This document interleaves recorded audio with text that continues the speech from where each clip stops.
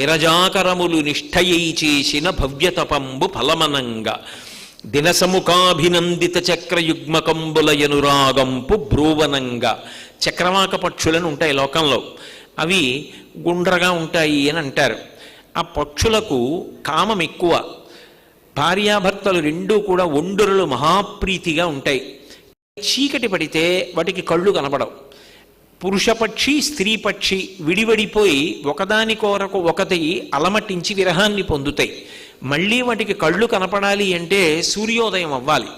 ఎప్పుడు సూర్యోదయం అవుతుందా అని విరహంతో భర్త పక్షి కోసం భార్య పక్షి కోసం ఒండరులు పరితపిస్తూ ఉంటే ఆ సూర్యబింబం ఉదయించగానే దినసముఖాభినందిత చక్రయుగ్మకంబులయనురాగంపు బ్రూవనంగా ఆ చక్రవాక పక్షులు ఒకదాని పక్కన ఒకటి చేరి పరమ సంతోషంతో అనురాగంతో కలుసుకుంటే వాటి అనురాగం పంట పండి ఆకాశంలో నిలబడితే ఎలా ఉంటుందో సూర్యబింబం అలా ఉంటుంది. అనురాగంపు బ్రోవనంగా హరిహర బ్రహ్మ మహానుభావంబులొక్కటింకా గగరగిన గట్టి అనగా సృష్టికర్త అయిన బ్రహ్మ, స్థితికర్త అయిన విష్ణువు, ప్రళయకర్త అయినటువంటి మహేశ్వరుడు ముగ్గురు ఒకటై ఒక ముద్దైపోతే ఆ ముద్ద ఆకాశంలో ప్రకాశిస్తే అదే సూర్యబింబం. ముగ్గురు మూర్తుల యొక్క సమాహార స్వరూపం. వేదత్రయలతికాచయము పెనుబొందన్ పుట్టెడు మూలకందమనగా 4 వేదములు అని మనం అన్నా, వేదములను అందులో ఉండేటటువంటి మంత్రముల రీత్యా వేదత్రయి 3గా చెప్తారు. అథర్వణ వేదం చెప్పకుండా అందులో రుక్కు యజ్జు సామ ఈ 3 వేదాల్లోకే అథర్వణ వేదం కూడా వచ్చేస్తుంది. అందుకే త్రైవేద్యం హృద్యం త్రిపురహరమాద్యం త్రినయనం అంటారు శంకర భగవత్పాదులు శివానంద లహరిలో. త్రైవేద్యం 3 వేదములు అంటారు.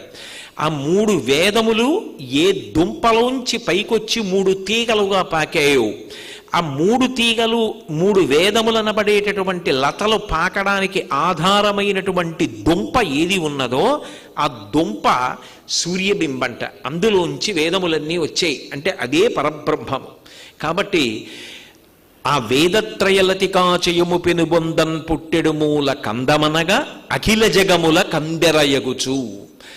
జగత్తులో ఉన్నటువంటి సాత్విక ప్రాణులన్నీ కూడా కళ్ళు విప్పుతాయి.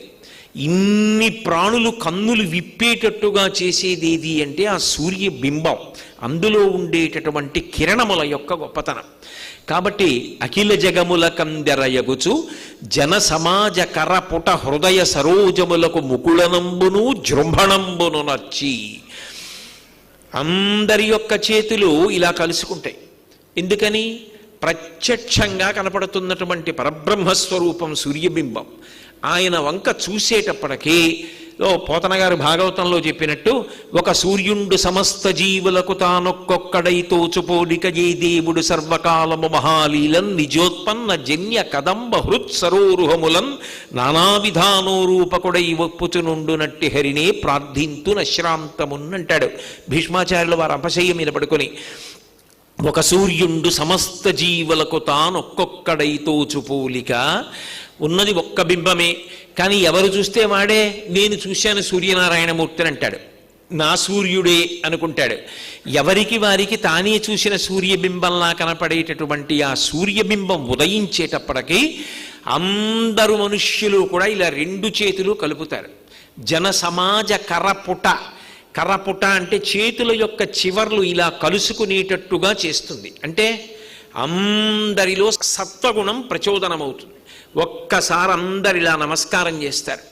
అలాగే ముకుళనంబును హృత్పద్మములకు జృంభణంబును, లోపల హృదయ పద్మములు విచ్చుకుంటాయి. అందరిలో ఒక్కసారి ఉత్సాహం వస్తుంది. తెల్లవారింది కాబట్టి మనందరం కూడా మన కార్యక్రమాల్లో బయలుదేరాలి అనేటటువంటి ఉత్సాహం కలిగేటట్టుగా ముకుళనంబును జృంభణంబును నర్చి భానుబింబంబు పూర్వాద్రిపై వెలింగే. ఆ సూర్యబింబం పూర్వాద్రి అంటే తూర్పు దిక్కున ఆ ఉదయ పర్వతం మీద ప్రారంభమై తన ప్రయాణాన్ని మొదలుపెట్టింది. దాని చేత లోకములన్నీ కూడా చైతన్య దీప్తిని స్ఫూర్తిని పొందుతాయి. అది కేవలం ఏదో ఒక దీపం వెలుగునిచ్చినట్టుగా వెలుగునివ్వడం కాదు. ఇంతమందిలో చైతన్య స్ఫూర్తిని ఇవ్వగలిగినది ఏది అంటే ఒక్క ఒక్క ఆదిత్యుడు, ఒక్క సూర్యనారాయణమూర్తి, అంతటి మహాద్భుతమైన స్వరూపం. అందుకే మయూర కవి అని ఒక మహానుభావుడు ఉన్నాడు. ఆయనకి కుష్ఠురోగం వచ్చింది ఒకప్పుడు. ఆయన కుష్ఠురోగం పోవడానికి సూర్యనారాయణమూర్తి మీద ఒక శతకం చేశాడు. ఆ శతకం పూర్తి చేసేటప్పటికీ ఆయన కుష్ఠురోగం అంతా పోయింది. సూర్యనారాయణమూర్తిని ఉపాసన చేస్తే దాని వలన ఆరోగ్యం సిద్ధిస్తుంది అని లోకంలో ప్రమాణం. అంతేకాదు నమస్కార ప్రియుడు, మీరు ఏమీ ఆయనకి చెయ్యక్కర్లా. అందుకే సూర్య నమస్కారాలంటారు. సూర్యుడికి నమస్కారం చేస్తే దాని చేత హర్షామోదములను ఇస్తాడు. హర్షము అంటే మనసులో సంతోషం. అమ్మయ్య, ధార్మికమైన కార్యక్రమాలు ఏ ఉంటాయో, అవసరాలు ఏ ఉంటాయో వాటిని తీర్చగలిగినటువంటి పరబ్రహ్మ శక్తి సూర్యనారాయణమూర్తి. ఆయన మహాత్ముల యొక్క మాటని శాసనంగా తీసుకుని ప్రవర్తిస్తాడు. భక్తుల మాటకి కట్టుబడతాడు. పిలిస్తే పలుకుతాడు. ఆర్తత్రాణ పరాయణుడు. ఈ కంటితో చూడడానికి వీలైనటువంటి దైవం లోకంలో సూర్యబింబం ఒక్కటే. ఎర్రటి అక్షతలతో పూజ చేసిన, ఎర్రటి పువ్వుతో పూజ చేసిన, ఎర్రటి చందనంతో పూజ చేసిన అపారమైన ప్రీతి పొందుతాడు. అంటే అదేదో ఆయనకి ఇష్టం ఇంకోటి ఇష్టం కాదని కాదు. దాని అర్థం ఏమిటంటే ఎరుపు అన్న మాట ఎక్కడైనా వాడితే మీరు ఒక్కటే జ్ఞాపకం పెట్టుకోవాలి, మార్పునకు గుర్తు ఎరుపు.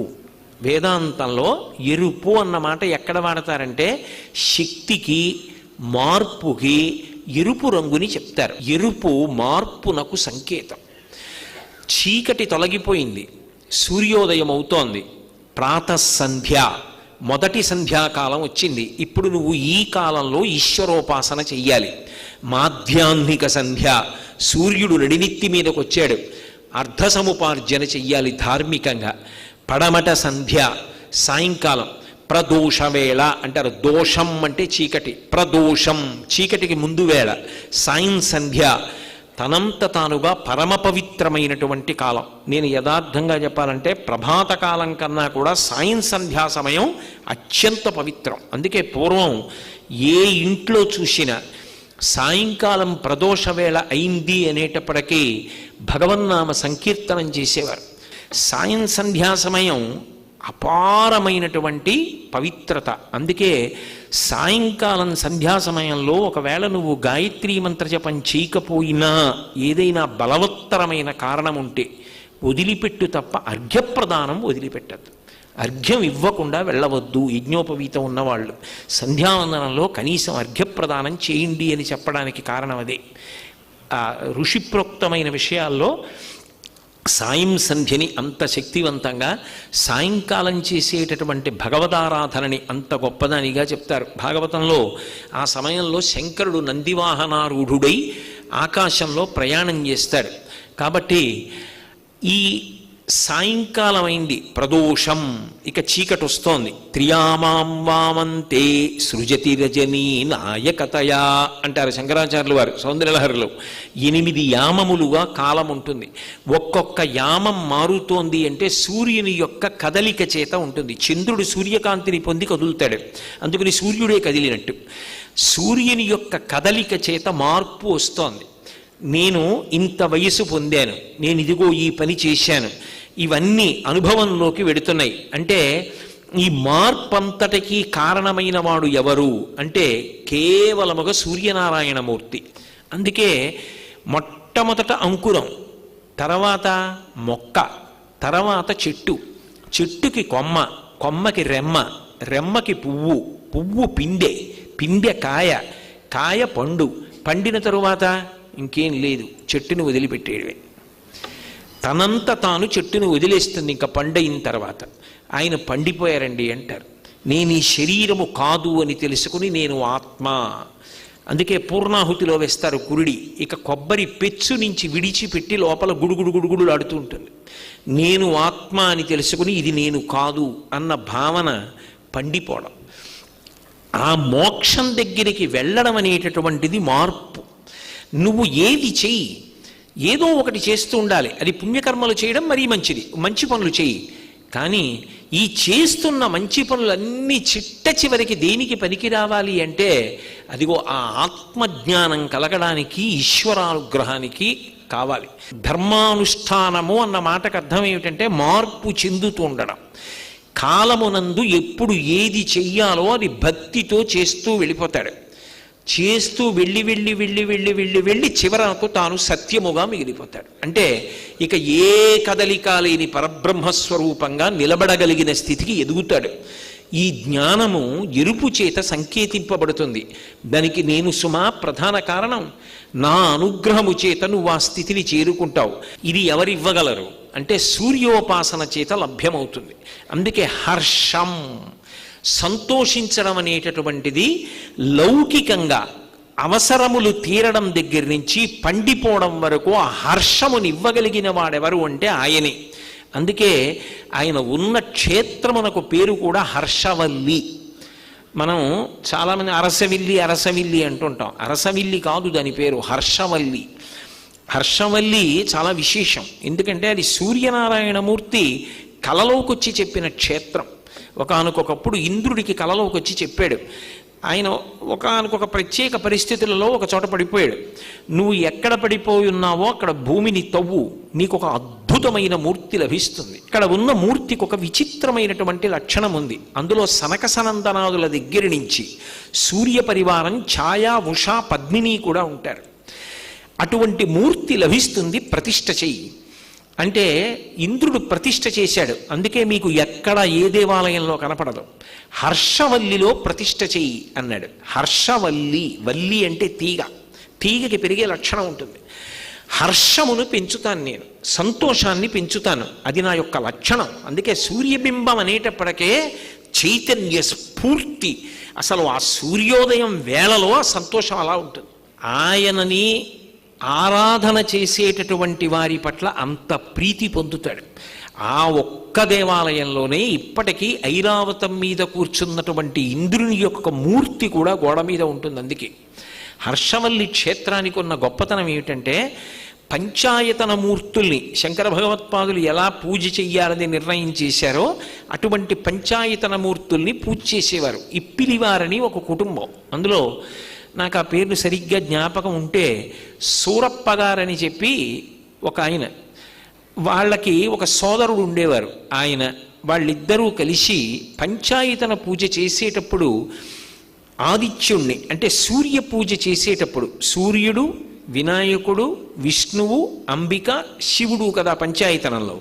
సూర్య ఉపాసన చేసేటప్పుడు పరమ సంతోషంతో రోజు జరిగే సూర్యబింబాన్ని మనసులోకి తెచ్చుకొని సంతోషంతో పూజ చేస్తుండేవారు. సూర్యనారాయణమూర్తి ఆ ఇప్పిలి కుటుంబం వారిని ఎన్నుకున్నాడు. వాళ్ళు పూజ చెయ్యాలి. అరసవిల్లి క్షేత్రం, అరసవిల్లి అని నేను అంటున్నాను, హర్షవల్లి. మళ్ళీ నేను అలా అంటే గుర్తుపడతారు, పట్టకపోతారని. హర్షవల్లిలో నాకు ఆ కుటుంబం వారు పూజ చెయ్యాలి అన్నాడు. వాళ్ళు బయలుదేరి వస్తున్నారు పూజ చేయడానికి. ప్రతిష్ఠ జరగగానే వంశధారా నదీ ప్రవాహం వెడుతోంది. అందులో స్నానం చేద్దామని అన్నదమ్ములిద్దరూ దిగారు.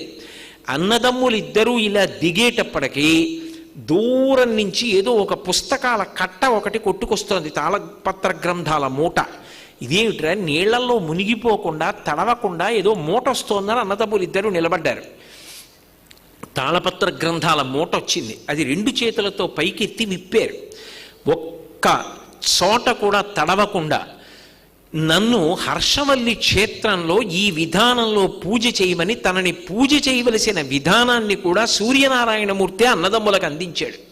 ఇప్పటికీ ఆ కుటుంబం వారిదే హర్షవల్లి క్షేత్రంలో సూర్యుని యొక్క పూజ అధికారం. కాబట్టి మహానుభావుడు ఎందరికో పలికాడు. అదే సామాన్యమైనటువంటి బింబం కాదు.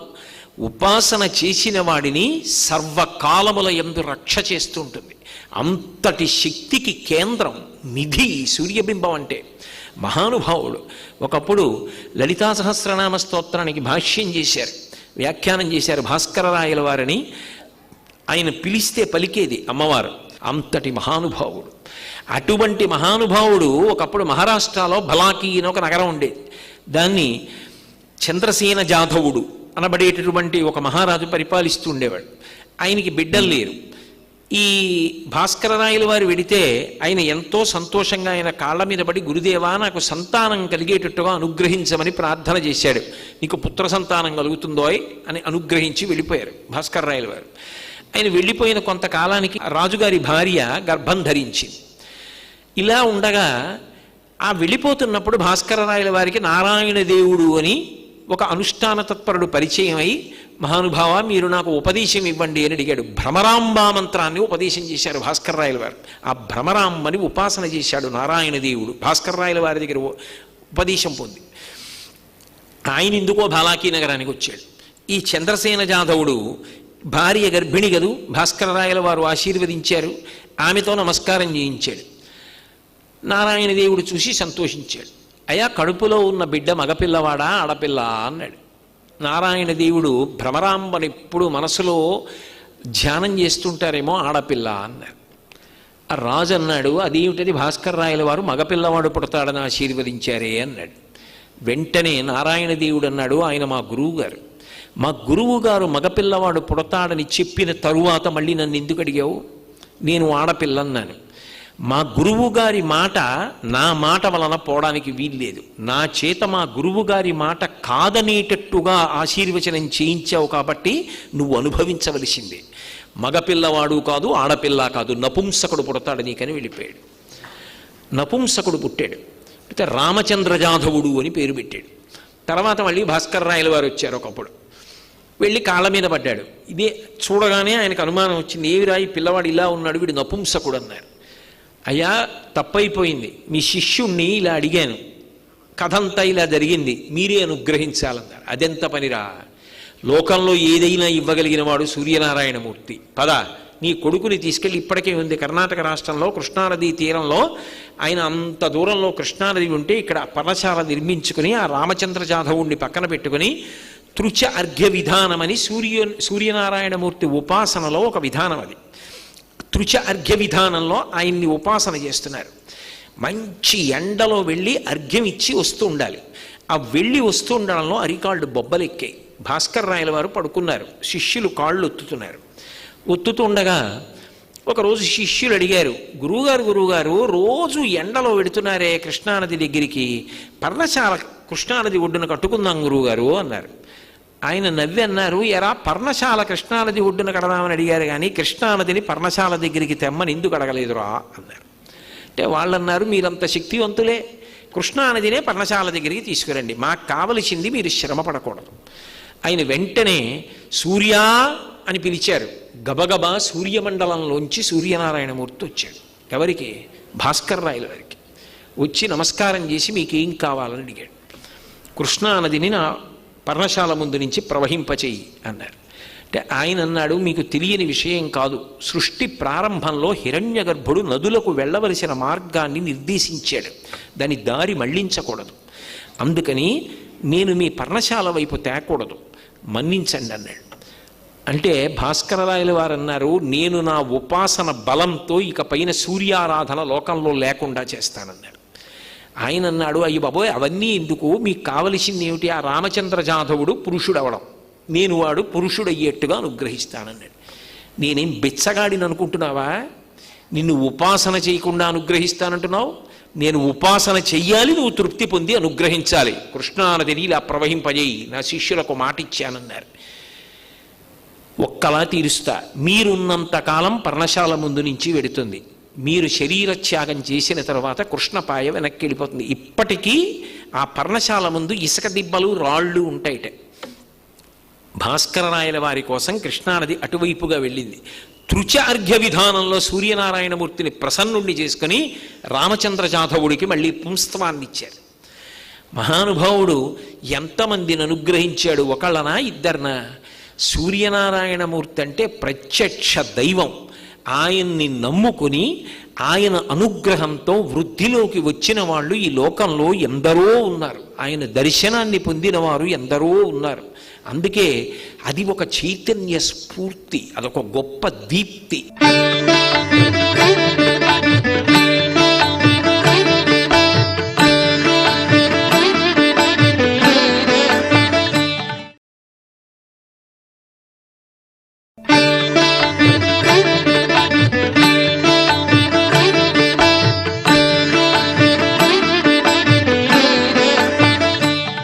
నిజంగా చెప్పాలి అంటే తెల్లవారుజామున నిద్రలేచి తెల్లవారుజాము కాలంలో ఉండేటటువంటి ఆ సత్వగుణం, ఆ వాతావరణం, ఆ ప్రకృతి, ఆ ఆనందానికి అలవాటు పడినవాడు ఏ కారణం చేత కూడా ఆ కాలంలో ఇక నిద్రపోలేడు.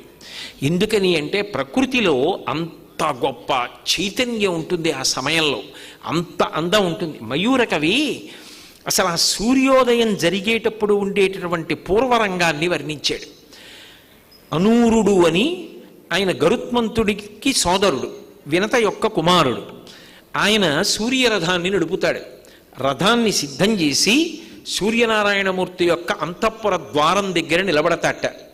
నిలబడితే సూర్యనారాయణమూర్తి అంతఃపురంలోంచి బయటికి వస్తాడు. ఇక రథం ఎక్కాలి. అనూరుడి వంక చూస్తాట. పరమభక్తితో సూర్యుడికి నమస్కారం చేస్తాడు అనూరుడు. అనూరుడి వంక చూసి ఒక మాట అడుగుతాట, ఏమయ్యా, ఎప్పటి నుంచో ఈ 7 గుర్రాల్ని పూంచి రథాన్ని నడుపుతున్నావు, గుర్రాలు బడలిపోయాయి కదా, ఇంద్రుణ్ణి అడిగి ఉచ్చైశ్రవాన్ని తీసుకొచ్చి కడదామా అని ఆలోచన చేస్తున్నావా? మన గుర్రములకు బడలిక ఉండదు, ఇటువంటి గుర్రములు సృష్టి లేవు, ఇవి ఆకుపచ్చ వర్ణంలో ఉంటాయి, వీటిలోంచి వింతకాంతులు వస్తాయి, ఆ గుర్రములనే కట్టు. వాటికి ఉన్న పగ్గములు అరిగిపోయాయి అనుకుంటున్నావా? కాబట్టి పశ్చిమ దిక్కున ఉన్న వరుణుణ్ణి అడిగి పాశములు పట్టుకొచ్చి గుర్రాలకు కడదాం అనుకుంటున్నావా? మన గుర్రాలకి కట్టేటటువంటి పాశములు వరుణుడి దగ్గర కూడా ఉండవు, ఇవి సర్పపాశములు. సర్పపాశములతో ఈ గుర్రాలు ముందుకు వెడతాయి, పాశములు మార్చకు. ఏకచక్రధరం దేవంతం సూర్యం ప్రణమామ్యహం అని ఆయన ఏకచక్ర రథం, ఆ రథానికి ఒకటే చక్రం ఉంటుంది. ఒక చక్రమే ఉంది కాబట్టి విష్ణువు దగ్గర ఉన్న సుదర్శన చక్రాన్ని తీసుకొచ్చి రెండో వైపు అమరుద్దాం అనుకుంటున్నావా? ఇరుసికి అక్కర్లేదు, ఎన్నేళ్లు తిరిగినా చక్రం అలాగే ఉంటుంది, బెంగపెట్టుకోకు అంటట. పరమ సంతోషాన్ని పొంది అనూరుడు సూర్యనారాయణమూర్తికి నమస్కారం చేసి రథం ఎక్కుతాట. వెనక సూర్యుడు వచ్చి రథం ఎక్కుతాడు. ఎక్కగానే ఒక్కసారి గుర్రాలు 7 కూడా సకిలించి ఆకుపచ్చ కాంతులు చిమ్ముతూ బొక్క ఉదుటున పైకి లేస్తాయిట. నడుం వరకే ఉంటాడు అనూరుడు, కింద కాళ్ళ భాగం ఉండదు. ఎందుకంటే గుడ్డులో పూర్తిగా పొదగడం పూర్తి కాకముందే వినత బద్దలు కొట్టింది, అందులోంచి వచ్చాడు. ఊంచుకోవడానికి కాళ్ళు లేక వెల్లగిల పడతాట అనూరుడు. పడి మళ్ళీ సర్దుకుని రథంలో కూర్చుని పగ్గాలు పట్టుకుంటాట. ఒకసారి గిర్రన తిరుగుతుందట రథం. నాకు ఆ మయూర కవి చేసినటువంటి వర్ణన చదువుతుంటే ఆశ్చర్యంగా ఉంటుంది. ఎలా దర్శనం చేశాడు రా మహానుభావుడని. 100వ శ్లోకం పూర్తి చేసేటప్పటికి రచన కుష్ఠవ్యాధి పోయింది. ఆ రథం గిర్రని తిరుగుతుందట. తిరిగినప్పుడు తూర్పు దిక్కుకు ముందు చూస్తుంది. చూడగానే అక్కడ ఇంద్రుడు నిలబడతాడు. ఎందుకని అంటే ప్రాగ్దిగ్భాగే ఇంద్రో దేవత ఇంద్రప్రసాదాత్ రాజ్యాభివర్ధనమశ్నుతే అని కదా ఆశీర్వచనం. తూర్పు దిక్కుకు ఇంద్రుడు అధిపతి. గౌతమ మహర్షి శాపం చేత ఆయనకి ఒళ్ళంతా కళ్ళు పద్మాల్లా కనపడతాయి. సహస్రాక్షుడు అని పేరు. సూర్యకిరణాలు పడితే పద్మాలు విచ్చుకుంటాయి. ఇంద్రుడిలా నిలబడేటప్పటికి తూర్పుకి సూర్యకిరణాలు పడితే ఇంద్రుడి యొక్క ఒంటి మీద ఉన్న పద్మాలన్నీ ఒక్కసారి వికసనం పొంది అన్ని పద్మాలతో ఉన్న ఇంద్రుడు విచిత్రంగా ఉంటాట. ఉండి నమస్కారం చేస్తాట సూర్యుడికి. రథం ఆగ్నేయ దిక్కుకు తిరుగుతుంది. అగ్నిహోత్రుడు భట్టారక బిరుదంకితుడు. భట్టారక అంటే పరమ పూజనీయుడు అని గుర్తు. శ్రియమిచ్చేత్ హుతాశన, ఐశ్వర్యము కానీ మంచి బుద్ధి కానీ అగ్ని ఆరాధన వలన వస్తుంది. అగ్నిహోత్రుడు లేచి అంటాట, రాత్రి నేను వెలుగుతుంటే బాగా కనపడ్డాను అందరికీ.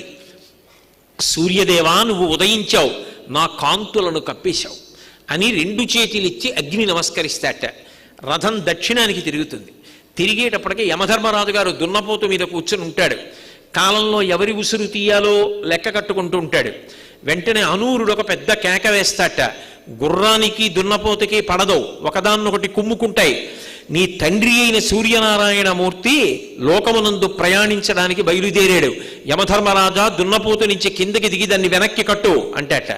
గబగబా తొందరపాటుతో యముడు దున్నపోతు మించి దిగిపోయి దాన్ని వెనక్కి తిప్పి కట్టేసి 2 చేతులు కైమోడ్చి నమస్కరిస్తాట. తండ్రి కదా మరి సూర్యుడు.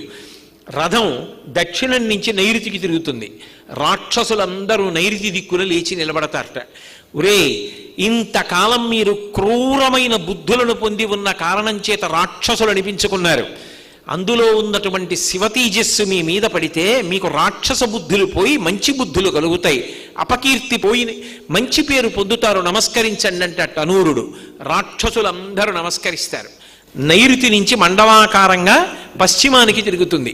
వరుణుడు లేచి నిలబడతాడట, జలాధిదేవత కదా. పశ్చిమ దిగ్భాగే వరుణో దేవత వరుణ ప్రసాదాత్ వంశాభివర్ధనమశ్నుతే అని ఆశీర్వచనం. ఆయన అనుగ్రహం ఉంటే వంశం వృద్ధిలోకి వస్తుంది. వరుణుడు లేచి నిలబడి నమస్కరిస్తాట. వెంటనే అనూరుడు అంటాడు, గుర్రాల్ని నీటితో తడిపితే అవి సంతోషాన్ని పొందుతాయి. ఓ వరుణుడా, నువ్వు జలాధిదేవతవి కాబట్టి నీళ్లతో ఆయన గుర్రాల్ని తడుపు, సూర్యుడు సంతోషిస్తాడంటే. వెంటనే వరుణుడు లేచి ఆ గుర్రాలన్నీ తడుపుతాడు. వాయువ్యం వైపుకి తిరుగుతుంది. అనూరుడు అంటే ఓ వాయువా, తడిసిన గుర్రాల మీద గాలి వేస్తే వాటికి చల్లగా ఉంటుంది, చాలా వేగంగా వెళ్ళాలి, ఓసారి మెల్లగా గాలి వేయి అంటే వాయువు గాలి వేస్తే గుర్రాలకి చల్లగా ఉండి సంతోషాన్ని పొంది సూర్యుడికి నమస్కరిస్తాట. ఉత్తర దిక్కుకు తిరుగుతుంది.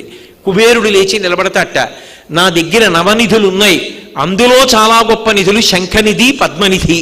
నీ చేతులలో శంఖము పద్మము ఉన్నాయి సూర్యనారాయణమూర్తి, నీ అనుగ్రహం వల్లే నాకు ఈ ఐశ్వర్యం వచ్చింది.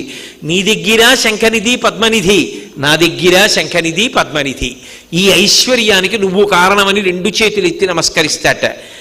రథం ఈశాన్య దిక్కుకు తిరుగుతుంది. అక్కడ అధిపతి పరమశివుడు లేచి నిలబడతాట. శంకర, లోకంలో ఎక్కడైనా అద్దం ముందు నిలబడితే బింబము ప్రతిబింబము ఒకలాగే ఉంటాయి. నేను అద్దం ముందు నిలబడ్డాను అనుకోండి, నేను ఎలా ఉన్నానో ప్రతిబింబం అలాగే ఉంటుంది.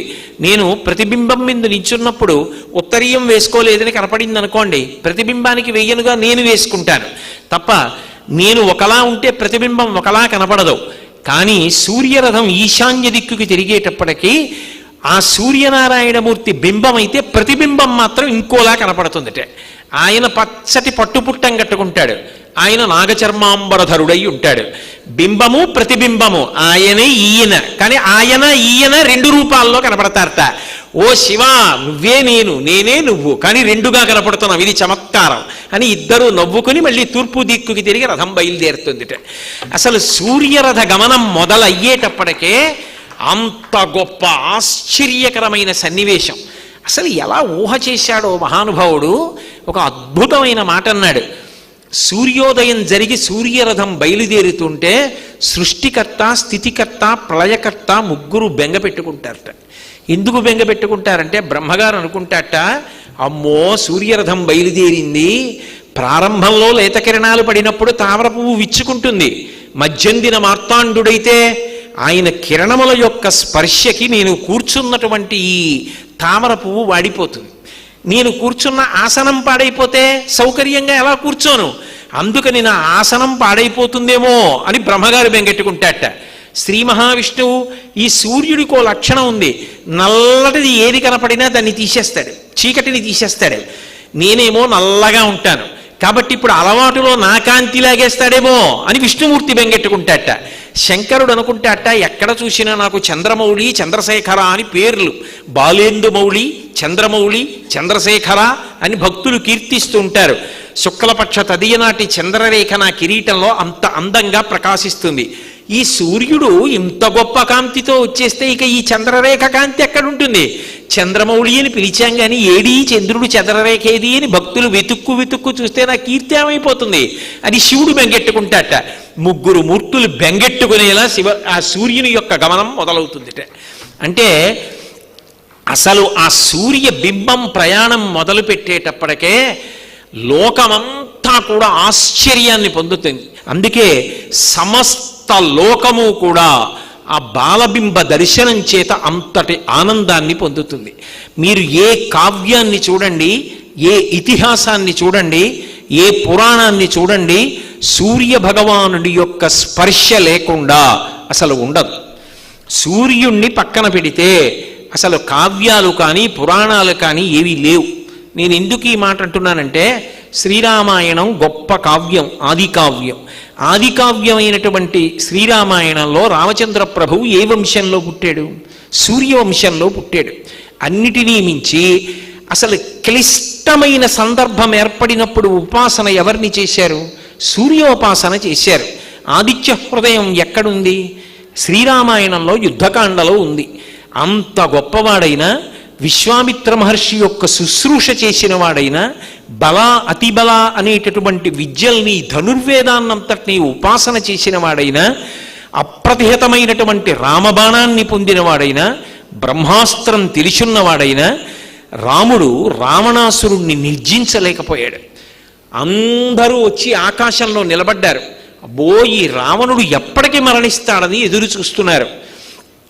ఎప్పటికీ మరణించకుండా రామరావణ యుద్ధానికి వాల్మీకి మహర్షి పోలిక వేయలేదు. ఎక్కడైనా ఉపమానం చెప్పాలి, పోలిక చెప్పాలి అంటే వాల్మీకి మహర్షే. వాల్మీకి మహర్షిని చూసి కాళిదాస మహాకవి నేర్చుకున్నాడు అంటారు. అటువంటి వాల్మీకి రామరావణుల యుద్ధం జరిగితే పోలిక చెప్పలేదు సరికదా. రామరావణ యుద్ధం ఎంత గొప్పది అంటే సముద్రానికి సముద్రమే పోలిక, రామరావణ యుద్ధానికి రామరావణ యుద్ధమే పోలిక అన్నారు. అంత గొప్ప యుద్ధం జరిగింది.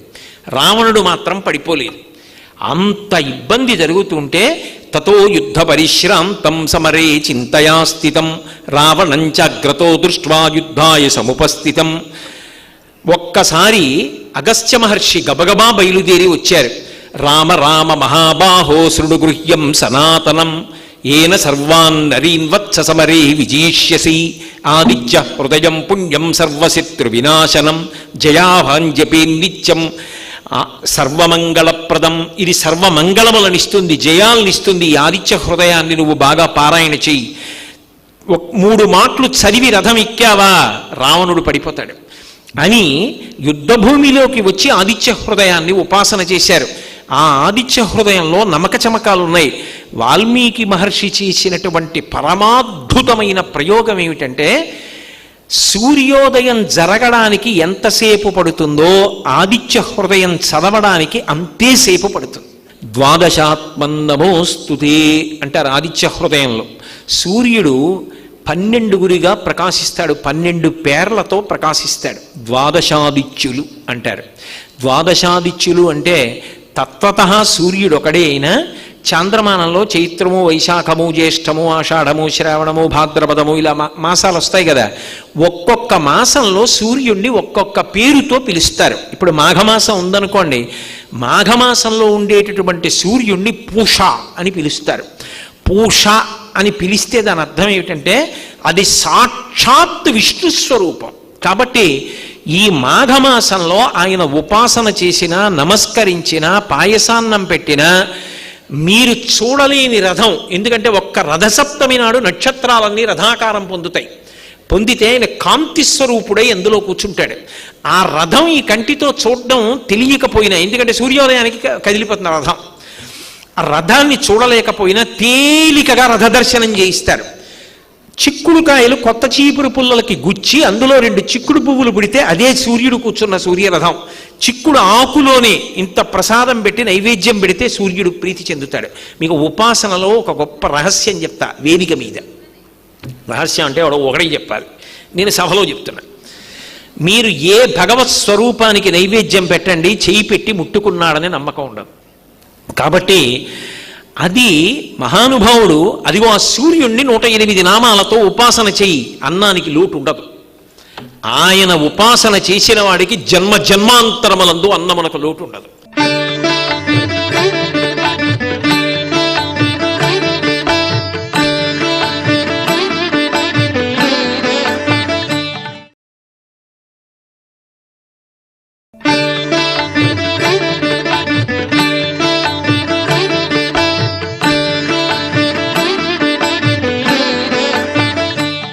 నూట 8 నామములు, నామములలోని అర్థాన్ని భావన చేస్తూ ధర్మరాజు గారు కీర్తించాడు సూర్యుణ్ణి. వెంటనే దిగొచ్చాడు. నీకు అక్షయ పాత్రనిస్తున్నాను ధర్మరాజా, ఈ పాత్రలో ఏవి వండుతుందో ద్రౌపది, ఒక్క కూర, ఒక్క పచ్చడి, ఒక్క పులుసు, ఇంత అన్నం ఇందులో వండితే అందరికీ అన్నం పెట్టేంత వరకు అందులోంచి ఆ పదార్థాలు వస్తూనే ఉంటాయి. ఇక రావక్కర్లేదని గుర్తు ఏమిటంటే అందరికీ పెట్టేసి భర్తలకు కూడా పెట్టేసిన తరువాత ద్రౌపదీదేవి తింటుంది. ద్రౌపదీదేవి తినేసిన తర్వాత ఇక ఆ రోజు ఇంక అందులోంచి అన్నం రాదు. అప్పటి వరకు వస్తూ ఉంటుంది. ఎన్ని వేల మంది అయినా, లక్షల మంది అయినా అన్నం ఇస్తుంది. చాలా అక్షయ పాత్రనిచ్చాడు. దానితో ధర్మరాజు గారు ఆరణ్య పర్వంలో అరణ్యవాసం చేసినంత కాలం కొన్ని వేల మంది బ్రాహ్మణులకు అన్నదానం చేశాడు. లేకపోతే ధర్మరాజు గారి ఇబ్బంది ఎలా తీరేది? మహాభారతంలో ధర్మరాజుకి అంత తేజస్సు కట్టపెట్టి అన్నదానం చేయించిన వాడెవరు? సూర్యనారాయణమూర్తి. అంతేకాదు, అసలు ఒక చోట మహాభారతం భయంకరమైన మలుపు తిరిగిపోవాలి. విరాట పర్వంలో ద్రౌపదీదేవిని సుధేష్ణ పిలిచి, నా తమ్ముడైనటువంటి కీచకుడు ఇంటికెళ్ళి, నా సోదరుడి ఇంటికెళ్ళి మద్యం పట్టరమ్మంది. ఆవిడ పాత్ర పట్టుకుని వెడుతోంది. ఆవిడికి తెలుసు వెడుతున్నది పరమ భయంకరమైన వ్యక్తి దగ్గరికి వెడుతున్నాను, వాడు కాముకుడు. అటువంటి చోటికి ఒక్కదాన్నే వెడుతున్నాను. ఆమె వెడుతున్నప్పుడు ఎవరిని ప్రార్థన చేసిందో తెలుసా? తన పాతివ్రత్యం మీద తనకి నమ్మకం ఉన్నా సుధీష్ణ అంతఃపురంలోంచి బయటికి రాగానే ఆకాశం వంక చూసింది. సూర్యనారాయణమూర్తి కనపడ్డాడు. పరమభక్తితో నమస్కారం చేసింది. నువ్వే నాకు రక్షకుడవు, నిన్ను నమ్మి నేను వెడుతున్నాను కీచక మందిరంలోకని. చూశాడు మహానుభావుడు. ఒక రాక్షసుణ్ణి పిలిచాడు. అంతర్హితుడవై కనపడకుండా ద్రౌపదీదేవి పక్కన నడు. మహాపతివ్రత, మహాతల్లి ఆవిడ. ఆవిడికే అపకారం జరిగితే లోకాలు నిలబడవు. ఆవిడ పక్కన వెళ్ళు. ఆవిడికి విశేష బలం కావలసి వచ్చినప్పుడు ఆవిడలోకి ప్రవేశించు. నీ బలం ఆవిడ బలం అయ్యి ఆవిడ రక్షించుకుంటుంది, నా ఆజ్ఞ అన్నాడు. ఆ రాక్షసుడు ద్రౌపదీదేవి పక్కన నడిచాడు. కీచకుడితో మాట్లాడినంతసేపు ఊరుకున్నాడు. కీచకుడు టెంపరితనంతో ద్రౌపదీదేవి యొక్క చెయ్యి పట్టుకునే సమయంలో ఆ రాక్షసుడు ద్రౌపదీదేవి శరీరంలోకి ప్రవేశించాడు. విశేష బలాన్ని సంతరించుకుంది ద్రౌపది. ఆ బలంతో కీచకుణ్ణి తోస్తే వెళ్ళి అంత దూరంలో కింద పడ్డాడు. పరిగెత్తుకుంటూ విరాటరాజు యొక్క సభామంటపానికి వెళ్ళింది. ఆవిడ పాతివ్రత్యం నిలబడింది, మహాభారతం నిలబడింది. లేకపోతే ఈ భూమి అంతా కాలిపోయేది ఆవిడ కళ్ళంబట నీళ్లు పడితే. కీచకుడంతకన్నా ఒక్కడుగు ముందు కీసి ఉంటే. మహాభారతాన్ని నిలబెట్టినవాడు సూర్యభగవానుడు. ఒక మహాపతివ్రత అబల ఒక్క నమస్కారం చేస్తే కాపాడినవాడు సూర్యభగవానుడు. అంతేకాదు, అసలు నిజంగా ధర్మ సంస్థాపన జరగవలసి వస్తే, దుర్యోధనుడు యుద్ధానికి రావలసి వస్తే బలాబలాల్ని బేరీజు వేసుకున్నప్పుడు అర్జునుణ్ణి గెలవగలిగిన వాడెవరు అంటే కర్ణుడి బలం చూసుకుని వచ్చాడు. కర్ణుడు లేని భారతం లేదు. దుర్యోధనుడు రాడు యుద్ధానికి. ఆ కర్ణుడికి జన్మనిచ్చిన వాడెవరు? సూర్యనారాయణమూర్తి. ఆయన కర్ణుణ్ణి కన్నాడు కనుక కర్ణుడు ఉన్నాడనేటటువంటి ధైర్యంతో దుర్యోధనుడు యుద్ధానికి వచ్చాడు కాబట్టి అధర్మం అంతా పడిపోయింది, ధర్మం నిలబడింది. అసలు మహాభారతాన్ని నిలబెట్టిన వాడెవరు? సూర్యనారాయణమూర్తి. ఆయన లేని నాడు కర్ణుడు లేడు. కర్ణుడు లేని భారతం లేదు. ధర్మాన్ని నిలబెడతాడు. ఆశ్చర్యం ఏమిటో తెలుసా? మీకు రామాయణంలో భారతంలో కూడా భగవంతుడికి పక్షపాతం లేదనడానికి సూర్యపుత్రులే నిదర్శనంగా నిలబడతారు. సూర్యుడు, ఇంద్రుడు వీళ్ళిద్దరూ నిలబడతారు. మీరు రామాయణాన్ని పరిశీలించండి. రామాయణంలో సూర్యుని యొక్క అంశలో వచ్చినటువంటి వాడు సుగ్రీవుడు, ఇంద్రుని యొక్క అంశలో వచ్చినవాడు వాలి. రాముడు ఇంద్రుని యొక్క అంశలో వచ్చిన వాలిని సంహరించాడు. సూర్యుని యొక్క అంశలో వచ్చినటువంటి సుగ్రీవుణ్ణి పక్కన పెట్టుకుని స్నేహం చేశాడు. అదే మహాభారతం దగ్గరికి వచ్చేటప్పటికి సూర్యుని యొక్క కుమారుడు కర్ణుడు, ఇంద్రుని యొక్క కుమారుడు అర్జునుడు. సూర్యుడు కొడుకు కర్ణుడిని చంపేశాడు, ఇంద్రుడి కొడుకు అర్జునుడిని పక్కన పెట్టుకున్నాడు. అంటే నిజంగా భగవంతుడికి పక్షపాతం ఉంటే త్రేతాయుగంలో, ద్వాపరయుగంలో కూడా సూర్యపుత్రుల్ని దగ్గర పెట్టుకోవాలి. కానీ సూర్యపుత్రుడిని దగ్గర పెట్టుకోవాలా? ఎవడు ధర్మాత్ముడో వాణ్ణి దగ్గర పెట్టుకున్నాడు. అందుకే ఒకసారి ఇంద్రపుత్రుడిని పెట్టుకున్నాడు, ఒకసారి సూర్యపుత్రుడిని పెట్టుకున్నాడు. తప్ప సూర్యపుత్రుడు కదా అని కర్ణుడు ధర్మం తప్పితే ఒప్పుకోవాలా, దగ్గర పెట్టుకోవాలా. ఆ విధంగా సూర్యుడు భగవంతుని యొక్క ధర్మ పక్షపాతాన్నంతటినీ కూడా లోకానికి నిరూపణం చేశాడు పరోక్షంగా. సూర్యనారాయణమూర్తి వాంగ్మయంలో ఎన్ని చోట్ల ఎంత గొప్పగా నిలబడ్డాడో, భక్తికి కూడా ఆయన్ని మించినవాడు లేడు. లోకంలో భక్తి అన్న మాటకి పర్యాయపదం ఎక్కడైనా ఉంటే సూర్యబింబమే, సూర్యనారాయణుడి. ఎందుకంటే లోకంలో భగవంతుడి పేర్లకి ముందు లౌల్యం అన్న మాట కలపరు. లౌల్యము అంటే మనసు, ఇంద్రియములు ఏదైనా ఒక విషయం మీద తమకాన్ని పొందాయనుకోండి, అది విడిచిపెట్టి ఉండలేనని ఉండిపోయారనుకోండి, చెయ్యవలసిన పని కూడా వదిలేసి దాన్ని వెంటబడ్డారనుకోండి, లౌల్యం పొందాడంటారు. ఆయనకి లౌల్యం పట్టుకుందండాలి, అది తిరుగుతున్నాడంటారు. సూర్యుడికి ఒక్కడికే లౌల్యంతో ఒక పేరుంది, లోలార్కుడు. ఎక్కడ, దేని మీద లౌల్యం? ఉండకూడని దాని మీద కాదు, కాశీపట్టణం మీద లౌల్యం పొందాడు. ఒకప్పుడు పరమశివుడి ఆజ్ఞ మేరకి కాశీపట్టణానికి వెళ్ళాడు. శివుడు చెప్పిన పని పూర్తి చేసి రావాలి. వెళ్ళాడు.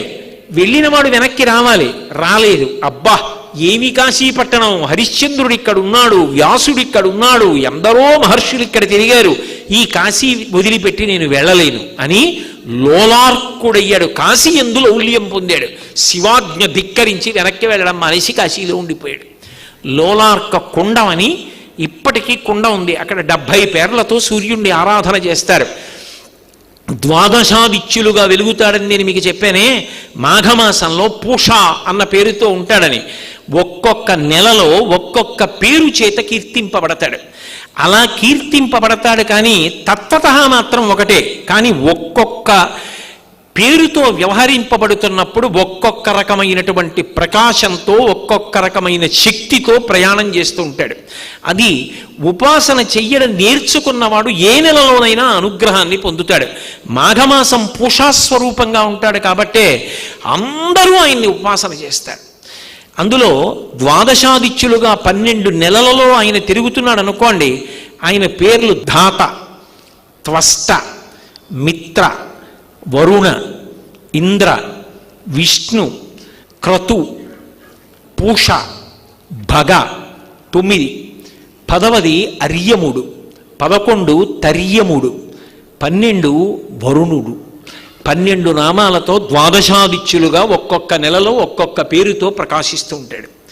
అదే సూర్యుడు లోలార్కుడై కాశీపట్టణానికి వెడితే 12 సూర్యులుగా మారాడు.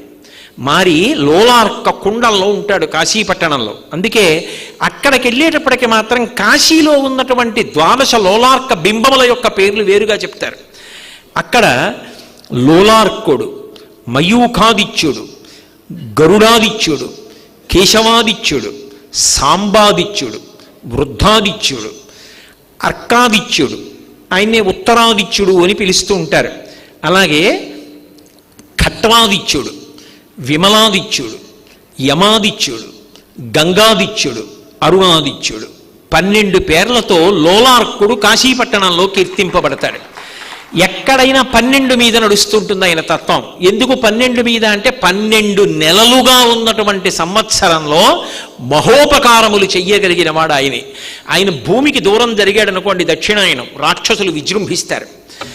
ఆయన భూమికి దగ్గరికి వచ్చాడు అనుకోండి ఉత్తరాయణం, అంత పుణ్యప్రదమైన కాలం. అందుకే మనకి ఇప్పటికీ శాస్త్రంలో ఒక మాట చెప్తారు, ఆరోగ్యానికి ఢోకా లేని కాలం ఏది అని అడిగారు అనుకోండి, గ్రీష్మ ఋతువు. గ్రీష్మ ఋతువులో ఆరోగ్యానికి ఢోకా ఉండదని చెప్తారు. ప్రయత్నపూర్వకంగా వడదెబ్బ కోసం వీధుల్లో తిరగకపోతే, కనీస జాగ్రత్త తీసుకుంటే గ్రీష్మ ఋతువు అత్యంత ఆరోగ్యప్రదాయిని. కాబట్టి గ్రీష్మ ఋతువు అందరికీ కూడా ఆరోగ్యప్రదాయిని. అంత ఆరోగ్యాన్ని ఇవ్వగలిగినటువంటి ఋతువు, సూర్యప్రకాశం ఎక్కువగా ఉండేటటువంటి ఋతువు. ఆయన యొక్క గమనాన్ని బట్టి ప్రకృతి అంతా మారిపోతుంటుంది. మయూర మహాకవి అసలు కొన్ని అద్భుతాలు చెప్పాడు. అవి చదువుతుంటే మనం ఆశ్చర్యపోతాం. నువ్వు బ్రహ్మకన్నా భిన్నంగా ఉన్నాడు. ఎందుకని? బ్రహ్మగారు సృష్టి మొట్టమొదట నీటిని సృజించాడు. అపాం పతిహి అని సూర్యుడికి పేరు.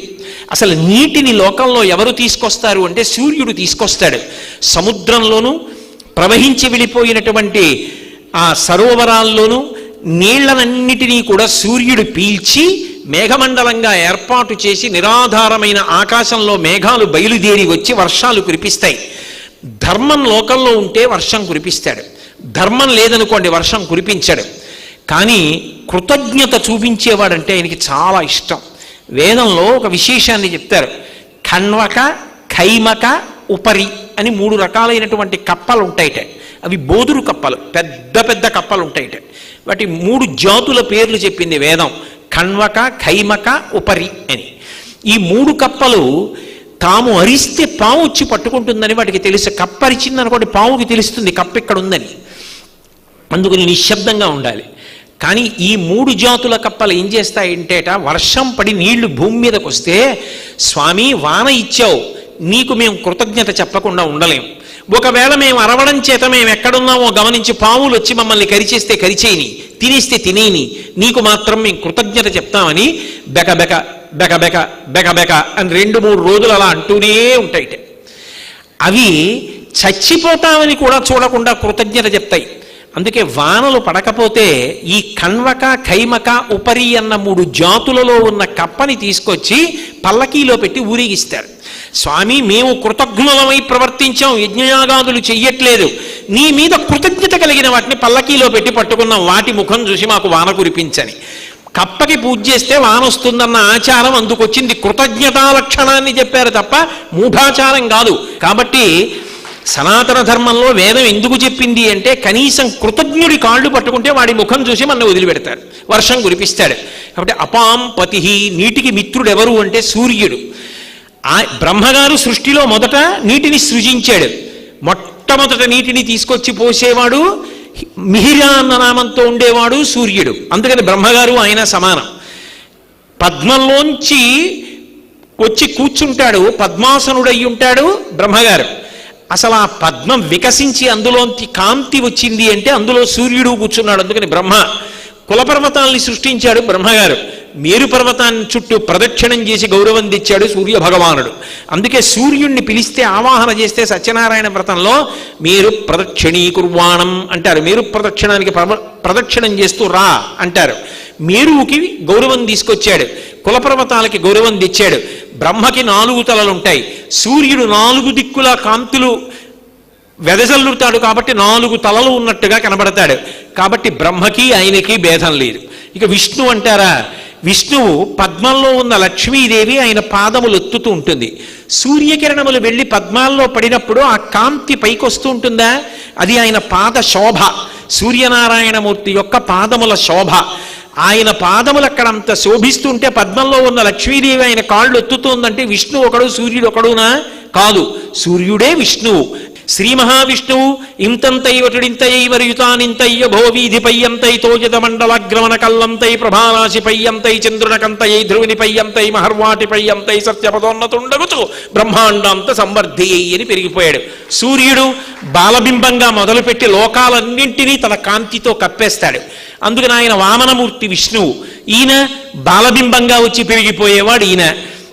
ఏమిటి తేడా? ఇద్దరూ విష్ణు స్వరూపాలే. పరమశివుడు అష్టమూర్తులుగా చెప్తారు. భూరంభం చలలో నిలోంబర మహార్నాథో హిమాంసు పుమాన్ నిత్యాభాతి చరాచరాత్మక విధం యస్యైవ మూర్ఛష్టకం నాన్యకించన విద్యతే విమర్శతాం యస్మాత్ పరస్మాత్ విభో తస్మై శ్రీ గురుమూర్తయే నమయిదం శ్రీ దక్షిణామూర్తయే అంటారు. 8గా ఉంటాడు అష్టమూర్తి తత్వంలో. కంచిలో పృథివీలింగం, జంబుకేశ్వరంలో జలలింగం, అరుణాచలంలో అగ్నిలింగం, శ్రీకాళహస్తిలో వాయులింగం, చిదంబరంలో ఆకాశలింగం, కోణార్కలో సూర్యలింగం, సీతాకుండంలో చంద్రలింగం, కాఠ్మండూలో యజమానలింగం. 8 మూర్తులుగా ఉంటాడు.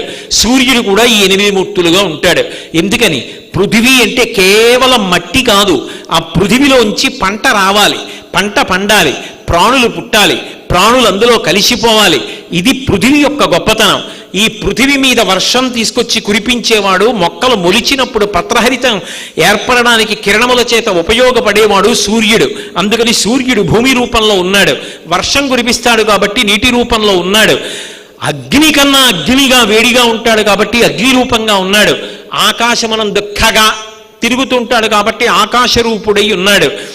ఆయనే మనకి మనశ్శుద్ధినిస్తాడు. అందుకే సూర్యోదయ సమయంలో ఆచమనం చేసి ప్రాణాయామం చేస్తారు, వాయువుని నియంత్రిస్తారు. మనశ్శుద్ధి అవుతుంది ప్రాణాయామం చేస్తే. వాయురూపంగా లోపలికి వెళ్ళి సూర్యోదయ కాలంలో తన కిరణముల చేత చైతన్య స్ఫూర్తిని కల్పించి మనశ్శుద్ధినిస్తాడు కాబట్టి వాయురూపుడై ఉన్నాడు. అమావాస్య నాడు సూర్యుడిలో చంద్రుడు కలిసిపోతాడు కాబట్టి చంద్రరూపుడైపోయాడు. అదే సూర్యబింబం కాఠ్మండూలో సూర్యుడుగానే ఉన్నాడు. సూర్యుడు అన్న పేరుతో ఆకాశంలో తిరుగుతున్నాడు. ఇక యజమాని ఏం చేస్తాడు? బ్రహ్మచారి వచ్చే అన్నం పెడతాడు, సన్యాసి వస్తే అన్నం పెడతాడు, ఎవరైనా వచ్చి విరాళం అడిగితే ఇస్తాడు, 10 మందికి ఆశ్రయం ఇస్తాడు, 100 మంది కోరికలు తీరుస్తూనే ఉంటాడు. యజమాని అందరి కోరికలు తీర్చినట్టే సూర్యనారాయణమూర్తి లోకం యొక్క కోరికలన్నీ తీర్చిన పెద్ద యజమాని కాబట్టి యజమానలింగం. ఇప్పుడు సూర్యుడు 8 రూపాలు అయ్యున్నాడు కాబట్టి సూర్యుడే శివుడు, సూర్యుడే బ్రహ్మ, సూర్యుడే విష్ణువు, సూర్యుడే శివుడు, సూర్యుడే అష్టమూర్తి. సూర్యుడు కానిదేది ఆయన కానిదేది కానప్పుడు ఆయనకి చేసిన నమస్కారం అందరికీ చేసిన నమస్కారం. అంత గొప్ప ఉపాసన సూర్యోపాసన. అందుకే మీరు రామాయణం చూడండి, భారతం చూడండి, భాగవతం చూడండి, లేదా కాశీఖండం చూడండి, మీరు దేన్ని పరిశీలనం చెయ్యండి, దేన్ని పరిశీలనం చేసినా అందులో సూర్యనారాయణమూర్తి యొక్క స్పర్శ ఉంటుంది. అసలు సూర్య స్పర్శ లేనటువంటి కావ్యం కాని పురాణం కాని లోకంలో ఉండదు. అన్నిటికన్నా చాలా తేలిక మార్గం మనంత మనంగా ఇలా ఒక్క నమస్కారం చెయ్యడం. ఒకవేళ ఆయనకి వైదికమైన నమస్కార ప్రక్రియ మనకి చేత కాకపోతే ఆ ప్రక్రియ తెలుసున్నటువంటి వ్యక్తి వచ్చి సూర్య నమస్కారాలు చేసి తీర్థాన్ని ఇస్తే తీర్థాన్ని పుచ్చుకున్నంత మాత్రం చేత ఆరోగ్యం కలుగుతుంది అనడానికి ఎందరో ఆయన అనుగ్రహంతో ఆరోగ్యాన్ని పొందారు. చర్మవ్యాధులు ఉన్నవాళ్ళు ఎందరో సూర్యోపాసన చేసి ఆయన వలన ఆరోగ్యాన్ని పొందిన వారు ఉన్నారు. మా గురువుగారు నాతో తరచుగా అంటూ ఉంటారు, హృదయ సంబంధమైన వ్యాధులు, కాలేయ సంబంధమైన వ్యాధులు, ఎన్నో వ్యాధులు ఉన్నవాళ్ళు ఆదిత్య హృదయాన్ని ప్రతిరోజు ఉపాసన చేసి ఆరోగ్యాన్ని నిలబెట్టుకున్న వాళ్ళు ఉన్నారు. అపారమైనటువంటి జ్ఞాపక శక్తి సూర్యనారాయణమూర్తి యొక్క అనుగ్రహం. ఆయన అనుగ్రహం కలిగినటువంటి వాడికి విషయాన్ని మరిచిపోవడం అనేటటువంటిది ఉండదు. భూపసభాంతరాళమున పుష్కళమత్యతురత్వము, ఏది జ్ఞాపకం రావాలనుకుంటే అది జ్ఞాపకం వచ్చేటట్టుగా చెయ్యగలిగినటువంటి చైతన్యమూర్తి. అన్నిటికన్నా ఆయనలో ఉన్న గొప్పతనం ఏమిటో తెలుసా? వాల్మీకి మహర్షి అభయం ఇచ్చారు, కాంతారీషు భయేషు చ. మీరు అరణ్యంలో ఒక్కరూ వెడుతున్నా, మీకు ఎప్పుడైనా భయమేసిన, ప్రమాదం ఏర్పడుతోందనిపించిన, ఆపదలో చిక్కుకున్న ఒక్కసారి ఉదయిస్తున్నటువంటి సూర్యబింబాన్ని కానీ ఒకసారి చూశారనుకోండి, మనసుని పట్టుకుంటుంది. ఈ ఒక్క విషయం బాగా మనసులో పెట్టుకోండి. మీరు భగవన్మూర్తిని చూసి కళ్ళు మూసుకున్నారనుకోండి, పట్టుకుంటుందని నమ్మకం లేదు. కానీ వెలుగుతున్న దీపం వంక ఒక్కసారి మీరు అలా చూసి కళ్ళు మూసుకున్నారనుకోండి, మీ ప్రమేయం లేకుండా ప్రమిదలో వెలుగుతున్న దీపాలు మీకు కనపడతాయి. దీపాన్ని మనసు తొందరగా పట్టుకుంటుంది. ఎందుకంటే మనసుకి కిటికీలలో ప్రధానమైంది నయనం, నాయకుడిది. ఇది వెలుతురు పట్టుకుంటుంది. దీపాన్ని పట్టుకోవడం దానికి చాలా సులువు. దీపాన్ని పట్టుకున్న కన్ను, మనసు సూర్యబింబం ఉదయించేటటువంటి స్థితిని చాలా తొందరగా పట్టుకుంటుంది. ఒక్కసారైనా సూర్యోదయం స్పష్టంగా కనపడే ప్రాంతానికి వెళ్ళి కూర్చొని బాగా మనసుతో పట్టుకుంటే, మీరు ప్రయత్నం చేస్తే మీ మనసు మీద ముద్ర పడిపోతుంది సూర్యోదయం. అరణ్యంలో ఉండండి, ప్రమాదంలో ఉండండి, ఆపదలో ఉండండి, ఆలోచన రాని స్థితిలో ఉండండి. అటువంటి స్థితిలో ఒక్కసారి ఉదయిస్తున్నటువంటి సూర్య బింబాన్ని మనసులో జ్ఞాపకానికి తెచ్చుకుని ఆదిత్య హృదయం చదివిన, 108 నామాలు చదివిన, సూర్య పంజర స్తోత్రం అని ఒక స్తోత్రం ఉంది, స్తోత్రాన్ని భావన చేసిన, ఏమీ అక్కర్లేదు, 2 చేతులు కైమోడ్చి ఆయనకి నమస్కరించిన, ఉత్తర క్షణంలో ఆయన కాపాడతాడు. నిస్వార్థమైనటువంటి జీవనం సూర్యుడే ఉదాహరణ. గ్రీష్మ ఋతువు వచ్చింది, అన్ని జలస్థావరాల్లోంచి నీళ్ళన్నీ లాగేస్తాడు, తాగిన నీళ్ళు కూడా లాగేస్తాడు చెమట రూపంలో. ఏం చేస్తాడు? ఇవన్నీ మళ్ళీ వర్షాకాలం వచ్చేటప్పటికి తీయటి నీరుగా మార్చి మేఘాల ద్వారా వర్షించేస్తాడు. తాను ఉంచుకునేది లేదు. ఎంత సంపాదిస్తాడో అంతా లోకహితానికి ఇచ్చేస్తాడు. కాలం రూపంలో కదులుతుంటాడు, సమస్త ప్రాణుల్ని పడగొట్టేస్తాడు. ఆయుర్నశ్యతి పశ్యతాం ప్రతిదినం జాతి క్షయం యౌవనం ప్రత్యాయంతి గతాః పునర్న దివసాః కాలో జగద్భక్షకః లక్ష్మీస్తో యతరంగభంగ చపలా విద్యుచ్చలం జీవితం తస్మాన్ మాం శరణాగతిం కరుణయా త్వం రక్ష రక్షాధునా అంటారు శంకరులు. సూర్యోదయ సూర్యాస్తమయాల్లో లోకుల యొక్క జీవితాలన్నింటినీ గ్రసించేస్తున్నాడు.